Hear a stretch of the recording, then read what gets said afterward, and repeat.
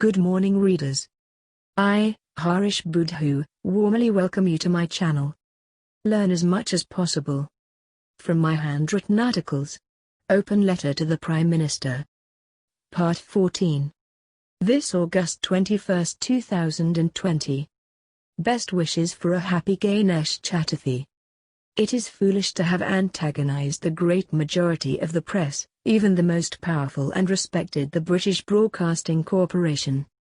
Most are now backing Ramgoolam. Mr. Prime Minister. You are reading the 14th one of the series. Well, it is not the first time that we are doing our duty to inform a Prime Minister at the real situation in the country. History tells us that such open letters were often written to all Prime Ministers since I have been in politics, from 1976. True, some of them had just ignored them all, and treated me with contempt. In sharp contrast, a few others had utilized them, as a road map. Anyway, whether these letters are ill-fated, ill-judged and ill-suited are quite another matter. Our moral obligation is to inform, warn and help you. See, if not, it would be unharish Budhu. And when we say help you, we mean the nation, of course. All of this is but common sense. Be that as it may, best wishes for a happy Ganesh Chaturthi on Sunday. Take care. There should be an organization to fight against politicization of religious functions. 1. The title speaks volumes. And that especially these days, under your premiership. The situation has gone from bad to worse. And then, it will be from worse to worst. That because you think in hero worship. Also, because you have been led to believe that you are a manifestation of a political deity. An incarnate divine political leader. An incarnation of wisdom who can do no wrong. 2. In truth, the reality was utterly different under Sirsi Ramgoolam and Anirudh Jugnauth. They never directly appealed to voters or criticized their opponents. But things quickly change under Navin Ramgoolam.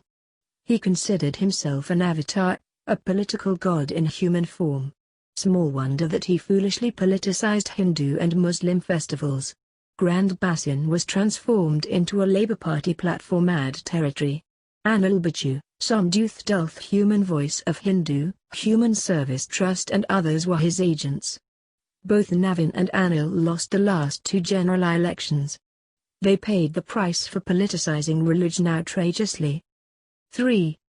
We have often congratulated the Catholic Church and other Christian religious bodies for their stand on these issues. Politicians and the Prime Minister are invited but they are never allowed to speak. Of late, the Islamic organizations have followed suit. It is a credit to Islam. In sharp contrast, some Hindu organizations have now become a department of the Sun Trust or a go-down of the Prime Minister's office. And of all, the area Samaj is allowing you to scandalously politize all their functions.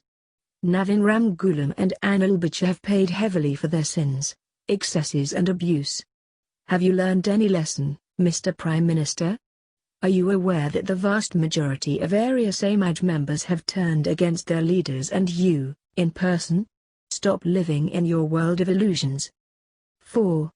Some leaders will never learn from history and the mistakes of others. There should be an organization of volunteers.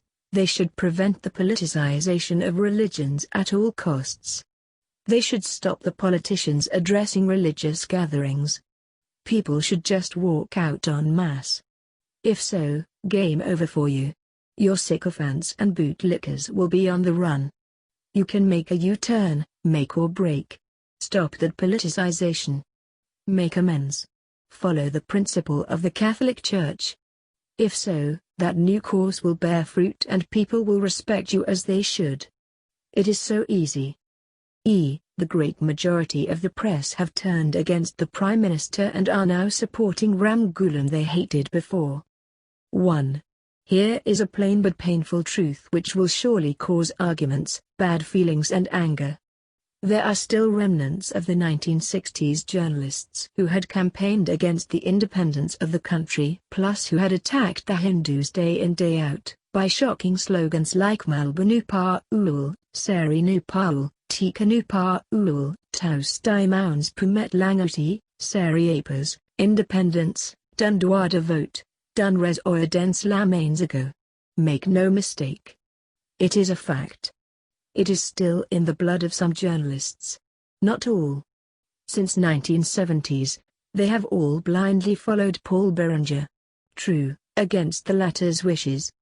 And Anirudh Jugnauth, Navin Ramgoolam and Pravin Jugnauth have all been targeted by the 1960s remnants.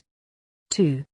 However, Mauritius also has witnessed some of the best journalists of the African continent. It is a good sign for the press to disagree on and off, over government's policies. Only in military, communist and dictatorial regimes that the press is silenced, and made to follow the rulers blindly. So, all in all, press critics keep democracy alive and the heads of governments on their toes. 3. So much the better. However, these are not normal days.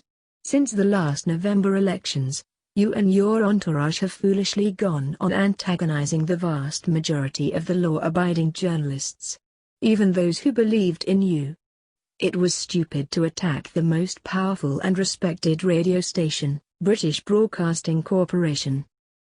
It all reminds me of the traumatized mad dog, barking and growling non-stop at anything that moved. Even leaves. Little wonder that the bulk of the press are now backing Navin Ramgoolam. Ashan Kodabuks and Dinali Empire is no match.